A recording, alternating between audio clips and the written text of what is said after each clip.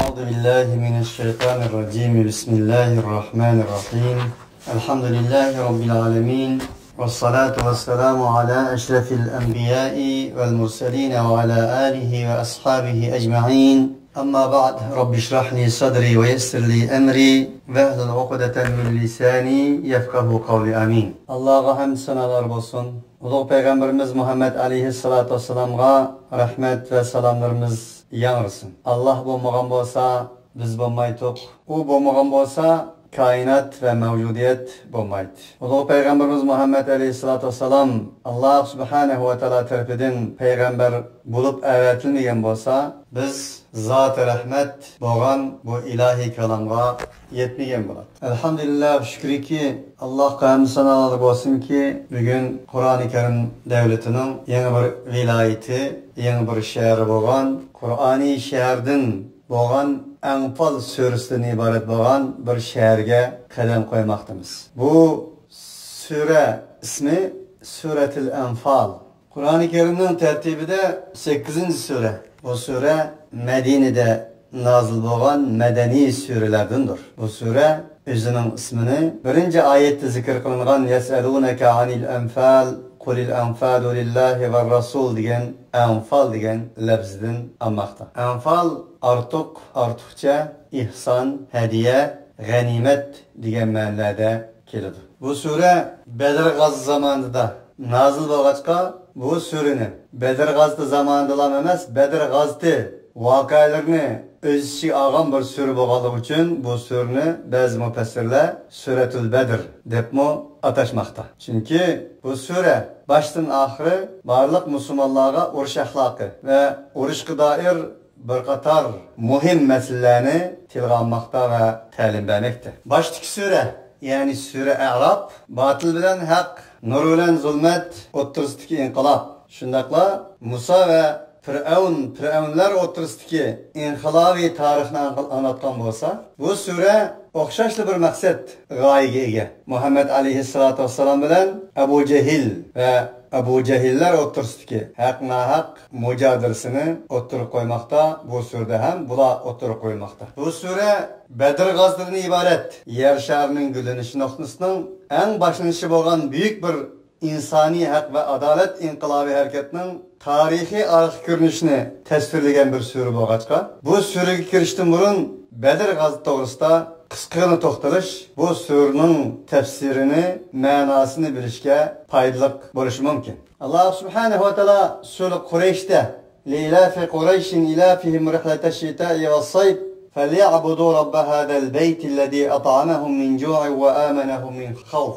Sizlar ey Quraysh, bexaraman holatda yozda, qishda eksport-import mallarlar bilan ko'chalaydigan bo'lganligi uchun, ko'chalaydigan shart-sharoitga ega qilganligi uchun va sizlarni shu fursatga ega qilgan yer sharining eng o'tirsi Ka'basi bo'lgan Baytulloh edi.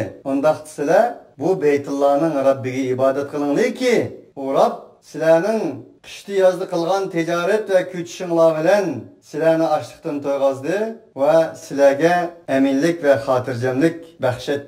Mush surada zikr qilingandek, Quraysh xalqi har yili 2 qatim tashqi davlatlarga berib, hozirgi bizning tilimiz bilan eksport, import ishlari bilan shug'ullanadi. Ya'ni tijoratchi bir xalq edi. Bo'lib Abu Sufyan, Abu Jahil bu qatorliq mashhur shaxslar. Bular har bir baga vaqtning o'zida Mekke'den tügüllerge jun ve başka neslerini, xorma degandek neslerini biz Yemen, Yordaniya, Habisistan qatorliq yerlarga basa, yanada u yerdan o'xshash bo'lmagan mal-matalarni olib kelib satat. Del Hijriyaning 2-yili Quraysh mushriklar tarafidan bo'lgan Hijriyaning 2-yili hammamizga ma'lum Payg'ambar alayhissalatu vesselam Makkadan Madinaga berib 2-yili demak. Dal shu Quraysh mushriklar tarafidan 1000 tugulik bir karvon, 40 kishi buni boshqargan bir karvonning xabari u yerdagi g'aribona o'zlarining yurtidan haydab chiqarilgan, majbur mollar tortilingan muhojirlarning qo'liga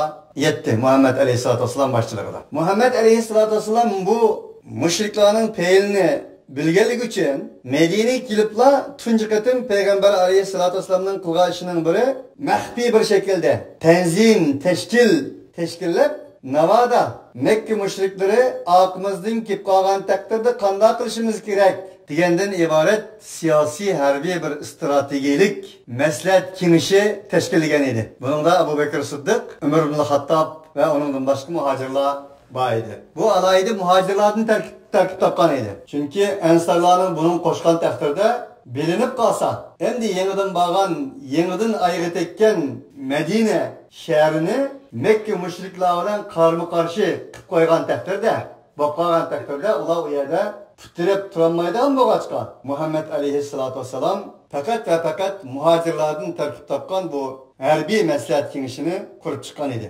Maqsadi kelgusida bundan keyingi barliq siyosiy va diniy ijtimoiy ahvollarda o'zining mavjudiyatini isbotlash va dushmanning suiqasdining oldini olish xarakteriga ega bu tashkillanish bo'lganligi uchun payg'ambar alayhissalatu vassalam bu mavzuda nihoyatmi oqilona, zil, nozik, hassos bir shaklda muomala qilmoqda edi. Buningda ham Madina xalqini bir tashkiliy holatga keltirish va o'zining iqtidor kuchi bilan, demak, har qanday bir haqiqat, u haqiqatning quvvat kuchi bo'lmasa, o'zining putini tirib turolmaydiganligini Rasululloh bilatdi. Xuddi bugungi kunda 1,5 milliard musulmon bor, ammo musulmonning davlati yo'q, musulmonning zamini yo'q, musulmonning saodati yo'q, musulmonning salomati yo'q, musulmonning amiliy xotirjamligi yo'q. Nima uchun? Quvvat bo'lmaganligi uchun. Mana Rasululloh sallallohu alayhi vasallam buni bilatdi. Shuni Madina xalqini va o'z muhojirlarini tashkil qilish orqali intizomchil bo'lgan bir jamiyat tashkil qilib, o'ziga berilgan ilohiy vahiyni ularga loyiq yetkazish. Mana bu ish bilan Rasululloh mashg'ul edi. Shundaqla vahiyni yer sharida tamsil qiladigan bir avangardlarni tarbiyalash, moddiy ma'naviy jihatda, siyosiy va askariy jihatda ularni bir yerga olib kelish, masalan, har bir oilani, har bir insonlarni qarindosh qilgandek harakatlar bilan shug'ullangan edi. Bu to'limi oqilona payg'ambarga mas bo'lgan, Muhammad alayhissalatu vassalamga xos bo'lgan bir strategik qilmish harakat edi. Uning uchun payg'ambar alayhissalatu vassalam Makkadan Madinaga borgandan keyin pat kichik qo'shinlarni avatib turadi. Badr urushidan burun payg'ambar alayhissalatu vassalam 4 qatim qo'shin avatgan edi. Bunday qilishlik sabab yuqorida degandek, musulmonlar Madinada bizni siyosiy va askariy jihatda alohida mavjudiyatga ega deganni navoiyda qilmoqchi edi. Shundaqla bizmi ey Makka mushriklari, atrofdagi insoniyat bizni igichaqsiz bir jamiyat emas, endi bizni xalqinglarcha talant-taraj qilolmaysizlar. Bizning maxsus o'rnimiz, rahbarimiz, qo'mondonimiz bir holga keldik. Qo'shin tashkillab bir yerga bora oladigan, haqqimizni ola oladigan bir holga keldik deganni namoyon qilmoqda edi. Abu Sufyonning bu karvonning xabari Madinaga kelganda payg'ambar alayhissalatu vassalam biz bahs qilgan bu askariy urush maslahat kengashini yig'inga chaqirdi. Zodi biz o'tirib chiqimizmi, chiqmaymizmi? Agar biz karvonni to'sgan taqdirda, ammo Muhammad alayhissalatu vassalam bundan tamoman xabar bor edi.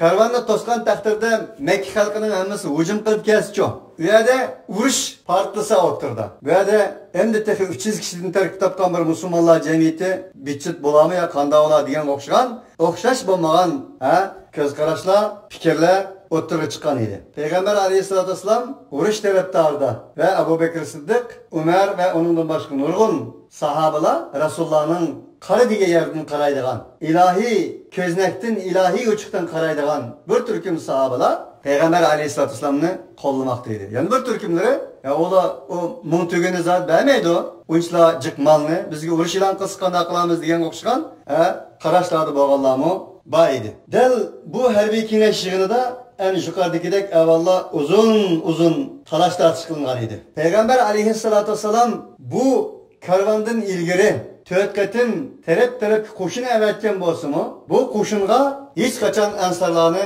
aralashtirmagan edi. Agar aralashtirilsa, ish Madina bilan Makka orasidagi jangga jidalga aylanib, yo'g'inab ketmasin uchun va da yangidan bo'lgan musulmonlarning panohlanadigan joyi ofatga uchirmasin uchun bu Payg'ambar alayhissalatu vassalamning siyosiy bir strategiyasi edi. Payg'ambar alayhissalatu vassalam umrida 48 qatim g'azot qilgan bo'lsa-mu, eng oqilona tarif shu ediki, Payg'ambar alayhissalatu vassalam buning hammasida maxfiy tutgan edi. Nega bordiganligini, nima ish qildiganligini, qaysi yerga hujum yoki mudofaa qildiganligini aytmagan edi. Ammo bu karvanning kelish xabarini olgan vaqtning o'zida karvan kelishdan burun, ya'ni Madina yo'llaridan o'tishdan burun bir hafta burun payg'ambar alayhisolatu vasallam Madina xalqiga bu xabarni yaygan edi. Maqsadi Makka mushriklarining nelarga ko'z tikish emas, ularni o'z o'g'illaridan qo'zg'ab chiqarish edi. Aslida karvan bu xabarni olgandan keyin dengiz yo'li orqali Makkaga salomat yetishib borgan edi. Payg'ambar alayhisolatu vasallamning maqsadi karvanni bahona qilib turib, haq bilan botil o'rtasidagi mujodala qo'ng'irig'ini chanmoqda edi. Dal bu ahvolni biz bugun kirmoqchi bo'lgan suraning 5-6 oyati ochiq-oshkora ishorat qilmoqda. Kama akhrajaka robbuka min baytika bil haqqi va inna fariqan minal mu'minina lakarihun yujadilunaka fil haqqi ba'da ma tabayyana ka'annama yusaquna ila al-maut wa hum yanzurun. Muhammad alayhisolatu vasallam, sizning Robbingiz tarafidan chiqarildingiz. Min baytika, sizning uyingizdan haqning bir qaroridan. Haq Taala va taqaddasning irodasi va uning qarori, amr buyruqidan chiqdingiz. Va inna fariqan minal mu'minina lakarihun.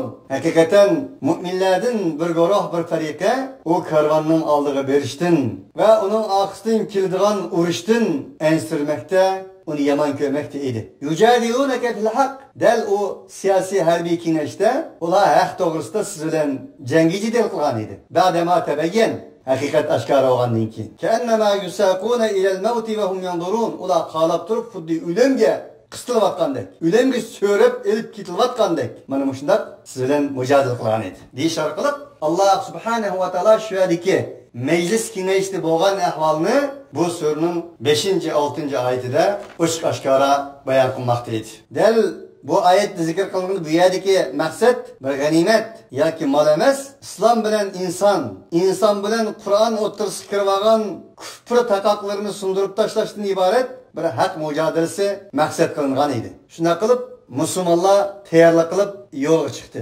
Madina bilan Badr o'rtasidagi orlig'i 100 mil, Makka bilan Badr orasidagi masofa 320 mil. Bundan uquvag'an bo'ldiki, musulmonlar Madinadan jabdib chiqishdan burun Makka mushriklarining chiqqanligi va chiqib kelib u yerda Badrning quduqlariga, strategik o'rinlarga ega bo'lganligi tuvani so'zlandi. Demak, Makka mushriklari bulardan baldur chiqqan bo'lib, ulardan baldur Badrga kelib suv quduqlari, shundaqla u yerning strategik o'rnini qo'lga olgan edi va musulmonlarning yo'lga chiqdi.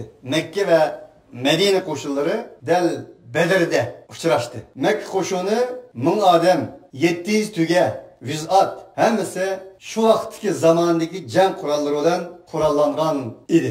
Madina qo'shini bo'lsa Muhammadiy qo'shin bo'lib, bu 300 muhojir, 300 odam, 70 tuga, 1 yoki 2 at, urush qurollari az va yarg'ida emas, hattoki yalangoq piyoda yo'lga chiqqan edi. Lekin ularda iymondan iborat bo'lgan imkon bor edi. Iymon bor ekan, imkonsizlik yo'q edi. Iymon imkonsizlarning iymoni edi. Ularga Alloh orqa-orqadan yordam qilmoqda edi. Va ma ya'lamu junud robbika illa huwa va ma hiya illa zikra lil bashar. Sening Robbingning askarlarining sonini faqat ular biladi. Sura Baqarada كم من فئة قليلة غلبت فئة كثيرة بإذن الله والله مع الصابرين. Köp sanı ve sanaksız samimiyetsiz küpüklerden özünün sanı az sarxıl, az sanlık insanlar galiba kıldı. Bu şundak bulduğalığının işaretiydi. Halbuki iki tarafının tayarlık,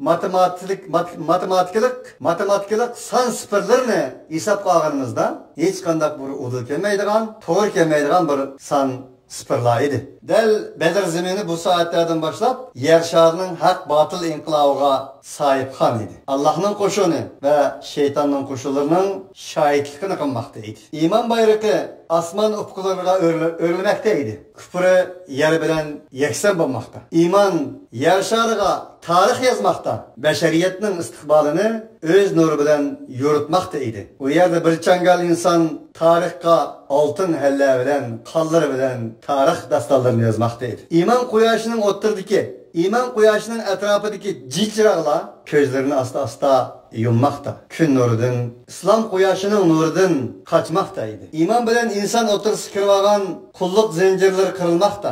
Shirik to'zg'inlari chang to'zonga aylanmoqda edi. Inson o'zining oshiqi bo'lgan iymonga to'salg'isiz uchrashmoqda, tepishmoqda va iymonning mevalari u yerda o'z husulini ko'rsatmoqda edi. Dal tarixiy inqilobi hurriyat maydonining ismi Bedir, g'azotning ismi Bedir urushi yoki Bedir g'azoti edi. Bu sura dal shu jarayonda nozil bo'lgan edi. Uning uchun bu sura Yawmal Furqon atalmoqda edi. Kufr bilan iymonning, nur bilan zulmatning, haq bilan adolatning ayrılgan kun, ayrılgıç gün deyilmekte edi. Bu suraning mazmunlariga kelganimizda bu sura bizga urush axloqi o'rgatmoqda. Urush axloqi. Demakki, urushning bir axloqining bor ekanligi. Agar siz bir inson yoki millat davlat bilan urush qilsangiz, dushmanlashsangiz, hattoki jang qilgan taqdirdami, sizning islomning jihodiy axloqidan tashqari chiqib ketmasligingizni o'rgatmoqda. Sizning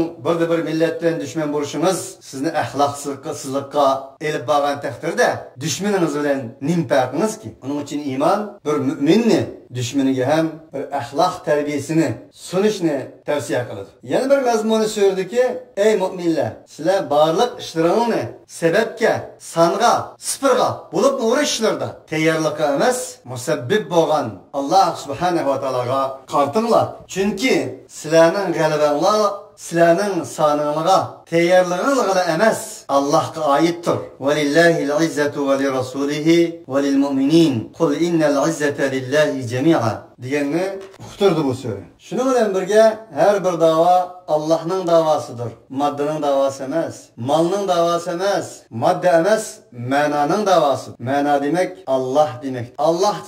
Allohsiz bo'lgan har bir so'z va harakat ma'nosizdir. Allohsiz hayot ma'nosiz hayotdir. Unda siz hayotingizni ma'noga o'zgartmoqchi bo'lsangiz, Allohni izdan, uning tarafida bo'ling, uning bilan bo'ling, uning uchun bo'ling demakdir. Bu qisqagina muqaddimadan keyin suraning ichiga kiramiz. Bismillahirrohmanirrohim. Rahman, Rahim bo'lgan Alloh subhanahu va taoloning ismi bilan boshlayman. Yes'alunaka anil anfal. Ey payg'ambar, sendan ular anfal to'g'risidan so'raydi. Qulil anfalu lillahi va rasul.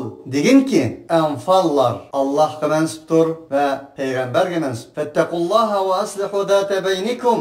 Ey mu'minlar, Allohdan qo'rqinglar va sizlarning o'rtalaringdagi kelishmasliklarni isloh qilinglar va atiulloha va rasulah, Allohga itoat qilinglar, Allohning elchisiga itoat qilinglar agar mu'min bo'lsanglar. Bu yerdagi anfal g'animat ma'nosida. Halbuki Qur'onda g'animatning g'animat deb ma'nosi bor. Xuddi bu surada ilohiy kalom tilga olganidek, va alamu annama g'animtum min shay'in فَأَنَّ لِلَّهِ خُمُسَهُ وَلِلرَّسُولِ وَلِذِي الْقُرْبَى. Ahirgi ayet kiçilik. Bilinglar, şunu bilinglar ki cezmen, urushlarda bir narsadan g'animat olgan bo'lsanglar, u Allohga mansubdir. Ening 5dan biri va payg'ambarga mansubdir ta oxirgisi. Degan oyatda g'animatning g'animat lafzi bilan keldiganligi hammamizga ma'lum. Undaqda bu yerdagi g'animatlar degan Alloh taolo anfal, naflning jamisi. Nafl nawafil anfal. Nafl dedi nima uchun? İlgari tilga olganimizdek nafl, anfal naflning jamisi. Oladigan haqqidan ko'proq elish yoki bir kimga bir narsa bermoqchi bo'lsa ko'proq berish, bizda hadiya qilish, sovg'at qilish yoki ihson qilish deymiz-ku. Shuni demakda. Nima uchun siz barliq janglardan, urushlardan kelgan narsalarni mening kuchim bilan, mening qo'lim bilan keldi demangki, u Alloh subhanahu va taoloning sizga xuddi sizning haqqingiz bo'lmagan narsaga jiqroq bir narsa bergandek bir hadiya qilishidir, sovg'at qilishidir deganni uqtirishidi. Va anfalu lillahi va rasul degani Allohga mansubdir dedi. Va rasul payg'ambarga mansubdir dedi. Nima uchun? Chunki agar bundaq bir umumiy molni Allohning mili degan ismni qo'yib turib, payg'ambar alayhissalatu vassalamdan iborat bir rahbar orqali ulashmasa, musulmonlar o'rtasida va shundaqla jamiyat o'rtasida bir xil adolatsizlik, bir xil tangpungsizlik bir xil kelishilmaslik ahvolini keltirib chiqarg'achqa Alloh subhanahu va taolo buni lillah dedi. Halbuki bo'lmasa Alloh subhanahu va taolo uchun degini Allohga g'animatning keragi yo'qdi, molning keragi yo'qdi. Şunu Kur'an'ın barlıq ayetlerinde şunu görürüz ki umumның meli malullah deyildi. Bundan çıkıyor ki hükümünü Allah kılıdı. Peygamber bunu Allah subhanahu ve ta'ala'nın emri bilen icra kılıdı degenini bildirdi. Hemimizge malum Kur'an-ı Kerim Bismillah bilen başlandı. Allah bilen başlandı. Ya Rabbin nas, melikin nas, ilahin nas, min şerril vesvesil hannas, ellezî yuvesvisu fi sudurin nas minel cinneti ven nas. En nas bilen tügeydi. Nim için? Allah subhanahu ve ta'ala böyle devam etti ki bütün yüzlük insanlara mensup olan neyse benim hakkımdır. Her kaçan ki siz insanların hak hukuku tecavüz kılsınız, benim hak hukukumu tecavüz kılan varsınız. Onun için haksız insanlınkini ya ki insanlarınkini algınımızda Allah'ın hakkını aldım diyenini kanınıza getirin diyenini bildirdi. Böyle ve aslihu zâte beynük fettekullah Allah'tan korkamına. Hazreti Ömer'in bir kıssası yadıma geldi kelgende. Hazreti Ömer'in bazıda Allah'tan korkan. Ey Ömer Allah'tan kork degende. Hazreti Ömer'in yaki jıkıl kaldı. Ömer kimi ki Allah'tan korkmaydıgan. Özünün menzillerini topuğa yakkallığı rivayet kılın. Ve Allah Kur'an'da iki yerde şeytanın hem inni ehafullah rabbel alemin deginni bizge sözleydi. Nim degan gap o şeytan? Dedi ki men Rabbil alemin boğan Allah'tan korkayman. Bugün bir insanla Allah'tan korksunuz. Allah'tan korkan desiniz. Allah'tan nimiş korkay ekenmen dep oradan turdu. Bu Allah'ını öz hakkıda tunmaganlık. Şeytan ahafullaha Rabbil alemin diyen karganda bugün günde Allah'tan korkayman degan narsani diyemigen insanlar. O aklakemigen insanlar. Şeytan emas, şeytanın çoğundadırlardır. Ve aslihu zâte beynikum degini bu yerda bula Bedir gazetiga chiqqandan keyin u yerdagi g'animatlar g'alaba bilan qaytgandan keyin demisimi inson 10 necha yil jarayonida hijrat va ko'migan kunlar qolmay hijratdan keyin ikkinchi yil o'sh bo'lib kambag'alchilikda ahli sufida hammamizga ma'lum ularning yeydig'ini yo'q, kiydig'ini yo'q, yadigan yeri yo'q, sufida ilm o'rganib, din o'rganib, Qur'on o'rganib faqat ansarlardan kelgan suv bilan xom bilan jan boqqan bu musulmonlar tabiiyki g'animatni ko'rgandan keyin ba'zilarining ko'zlarining qamaşqanligi işaret. Şuna aranızda ıslah kılın. Siz tabii ki Bedir'de can sınaklarından öttünüz. Mal sınakları boşanıp kılmam. Maddi uğraşlarının sınaklarından öttünüz. Bu uğraş kalp sınaklarından üstüne emez. Düşmanlarınızı yenip taşıdınız. Hem de evet, içki havasınızdan ibaret doğan düşman ki geldi. Yoklukların sınaklarından öttünüz. Toklukların sınaklardan yenilmem. Kembegalliklerin sınaklarından öttünüz. Baylıkların sınakları kelgen çağda aranızda buzmam. Bu ayet gerçi sahabalarının ameli ahvalini işareten diyen bolsumu tecrübelerden şu ötmekti ki kardeşler hemimizge hitap. Yokluktan sınırdan ötüş ihtiyari mecbur. Ötüsüz tokluktan sınırdan ötmekteyiz. Kembegallikten sınırdan ötüsüz ihtiyari mecbur. Baylıktan sınırdan ötmekteyiz. Kışınçılıktan sınırdan ötüsüz ihtiyari mecbur. Rahattan sınırdan ötmekteyiz. Onun için kembegal vaktlarımızda, garip vaktlarımızda, aciz vaktlarımızda mümin kıyımdaşlarımız bilen, Müslüman kıyımdaşlar bilen kandak idik. Bay boğan deyken, küçük boğan deyken kandak oldu. Yok vaktlarımızda ürüşüdüğün insanlar idik. Tok vaktlarımızda nim bulduk. Kembegal vaktlarımızda paylaşıdığın, tanıyaydıgan insanlar idik. Bay boğan çağda nim bulduk. Meyli sahabalar tarihi karaydı. Ta insaniyet tarihi karaydı, Müslümanlar tarihi karaydı. Özümüzün şahsi ve aile tarihlerimizi karaydı. Bizim hicret kılığını 25 yıl oldu aldığımızda. Kendimizge 10 yıl oldu. Onun için Allah subhanahu ve ta'ala bu ayette hemimizni bir silkimekte. İçki dünyasımızı kaytışımızı, kalbimizni tekşirişimizni, arılarımızı ıslah kılışımızı, bir yere kelişimizni, dünyanı dep, malını dep, aramızını bozmaslığımızı tavsiye kılmak. Küllerin biri de bir imam ahunun öz cemaatleri bilen kabristanlıkka cenaze namazına erişip ketivatkanı da iki tal küçükünün şundak umak birisi bilen görelişip oynaşkanını görüptü. Bunu göz aldığını tasavvurunu keltirsen oldu. Küçüklerinin kanda oynaydıqalarını. Aslallarını mesela müşrin ballarını. İmam onu göz silip ne yaptı da kayıp kını da o iki küçükünün bir tal sünekle tarışıp birisi bilen uğraşkanlarını, kavaşkanlarını, her de tarışıvatkanlarını görüptü de fırsatını ganimet bilgen akıllık imam Cemaatleri şundak depti. Ey cemaatlerim, qaranglar, a küçüklarga. Biz cinaza namazını okup ketayotgan vaqtimizda qabristonlikqa küçüklarning qanday o'ynayotganligini, qanday inoq ittifoq ekanligini, qanday bir-birini suydiganligini ko'rganmidinglar? Ha, ko'rgan edik. Hozirchi qaranglar, ana kichikgina bir singakni talashib, birsi-birsi bilan dushmanlashmoqda, havushmoqda, qavashmoqda, talashmoqda. Del dünya, del malmata, yeri işletilmese, yeri qo'yilmasa, to'g'ri muomala qilinmasa, del ana shundan iboratdir degan ekan. In kuntum mu'minin va atiulloh va rasulah, undaqda Allohga itoat qilinglar, Allohning rasuliga itoat qilinglar. In kuntum mu'minin, agar sizlar mu'min bo'lsangiz. Sizlarning mu'minligingizning sharti shu: Badr g'azotidagi jang sinigidan o'tdinglarki, endi mal sinigidan o'tish sizlarning iymoniy shartinglardandir. Innamal mu'minuna allazina idza zukirallohu wajilat qulubuhum va idza tuliyat alayhim ayatuhu zadatuhum imanan va ala rabbihim yatawakkalun. Faqat va faqat innama budur.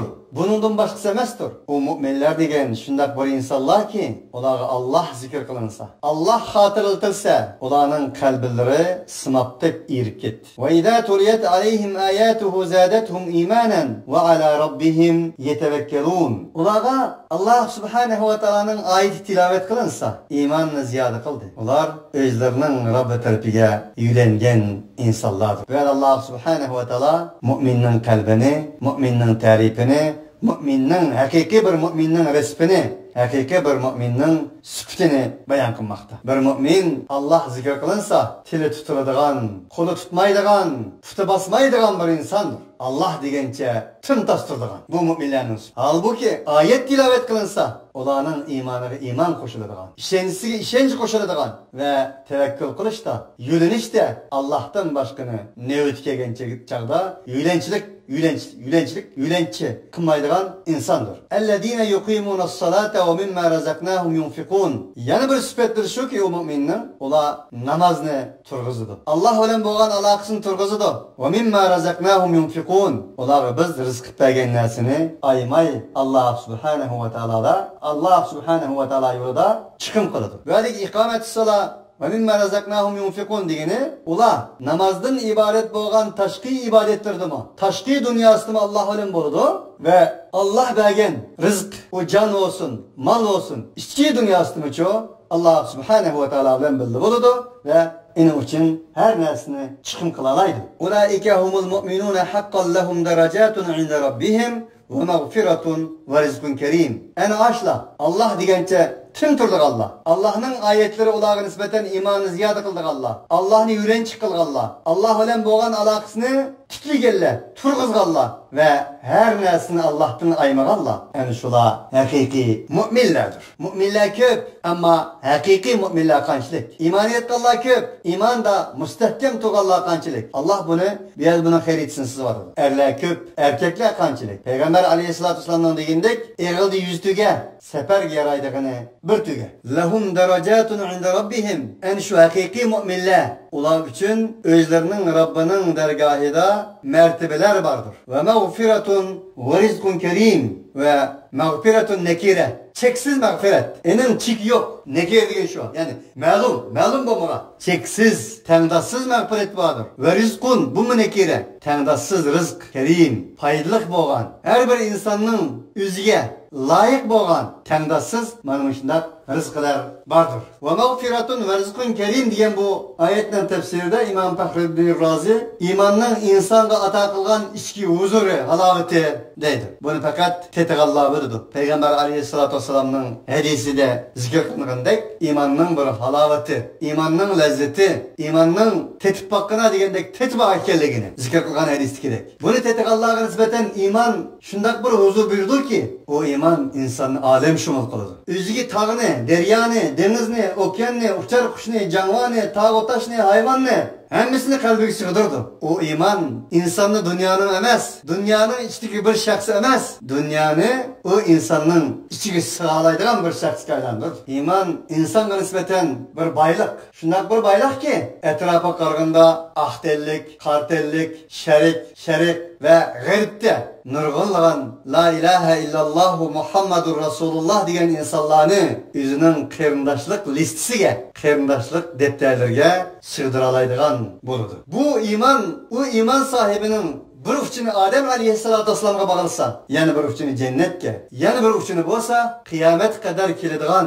la ilahe illallah Muhammedur Resulullah deydiğen imani, Kur'ani, İslami, Muhammedi bir ümmetke bağlaydı. Del bu imanın huzuru, imanın halaveti, imandan ibaret boğan bir baha rızıktır. Onun için biz Kur'an qarı diye yerden qarmaydigan boğalığımız için, Kur'an'ın derisinden qarmaydigan boğaçka, rızık edip boğuçe pul, rızık edip boğuçe mal, rızık edip boğuçe hotun, rızık edip boğuçe öy, rızık edip boğuçe maşina ve herkese hakizimizi göründü. Onun için en büyük rızk iman rızkıdır. Kema ahraceke rabbuke min beytike bil hakki ve inne fariqan minel mu'minine lekarihun. Hem de 5.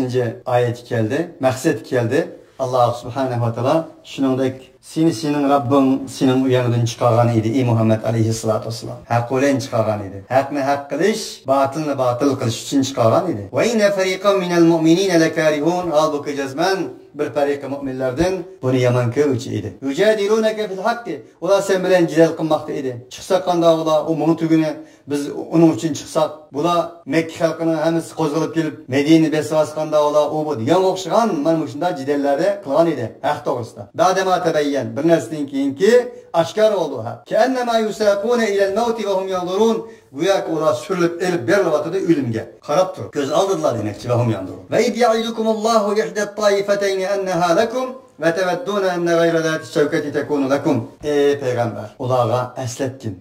Ummet Muhammed şunu esliş gerek. Bir vakitteki vədi kılıdı Allah. Sizlerge iki taifinin birini. Şu iki taifinin biri sizler için de hep Allah vədi kılıdı. Ve teveddûne ve halbuki sizler yaxşı görsün sizler. Şunu süyüsleyi ki gayret zâti şevketi tekûnu lekum. Tikin olmayan nesini, çıkım olmayan nesini, rahat nesini süyüsle. Tekûnu lekum. Bu sizler için baba. Ve yuridullahu en yuhiqqal hakka bi kelimatih ve yakta'a dabiral kafirin. Ve halbuki Allah'ın iradesi. Allah şunu irade kıldı ki hakni hak kılgay bi kelimatih özünün kanuni olan. Ve yakta'a dabiral kafirin ve hak karşı çıkıcı, hakkı inkar kılgıcı, Allah'ın hakikatiki tozkurluk kılgıcı kafirlarının kökünü, asasını, dabir diyen duburunu, aksını, kuyrukunu kumbasıga keske. Liyuhiqqal hakka ve yubtilal batil ve lev kerihel mujrimun. Bunun maksat Allah subhanahu wa ta'ala hakkını hak kılgay, batılını batıl kılgay. وَلَوْ كَرِهَ الْمُجْرِمُونَ. Eğer mücrimler bunu yaman körsün. Allah subhanahu wa ta'ala bir yerde ayetinin mücrimun diyen sözüyle tüket kafirun demedi. Ne için diyende bu ayet her birliğe işaret. Meyli Müslüman, meyli kafir. Bu ayet karşı çıkan kafirlik o esla. Ganimetini, pul malını, dünyanı görüp közü kavaşkan cinayetçilerge mu işaret. Çünkü ayet dedi o Allah lekarihun. Şu Allah subhanahu wa ta'ala deyede hakni hak kılış, batılını batıl kılış için şuna kıldı dedi. Del Allah subhanahu wa ta'ala'nın degini dek Hicri'nin 2. yılı boğa vaka bu. 8-9 yıldan keyin İslam Arap yerim aralığını şirkten kutkuzup iman nuruğa başlagan idi. Del hak olsun, batıl olsun, kafirlarının kuyruğu kursun degini dek üyede kafirlarının kuyruğu kurgan idi. Del o kurgan kuyruk ta hazırgıcı mene Muhammed aleyhissalatu vesselam'ın devirden tatıp ta hazırgıcı o zamanda, o toprakta şirk ve müşrik bayrakları yer kılgan halette dağınlaşmakta idi ve hazırgıcı hem dağılmış geldi. Allah subhanahu wa ta'ala hakkını hak kılsın, batılını batıl kılsın. Allah subhanahu wa ta'ala insaniyet dünyasına nurunun bayrağını kadıgan Bedir gazideki yani şu 300 kişinin imanını bugünkü Müslümanlara rahmet kılsın. İnsaniyet dünyasının nuru ilahisiga uçuruşqa sebep olan yani şu bir uçum insanlarını Allah subhanahu wa ta'ala bugünkü gündeki 1,5 milyar insanların içinden çıkarsın ki o avantgard olsun, o yol başçı olsun, ümmet, insaniyetin anası ümmet ve ümmetin yürek yarısı olan millet kutulsun. Ve ahiru davana enilhamdülillahi rabbil alemin. Subhaneke Allahumma bihamdik. Eşhedü en la ilahe illa ente nestağfiruke ve netubu ileyk.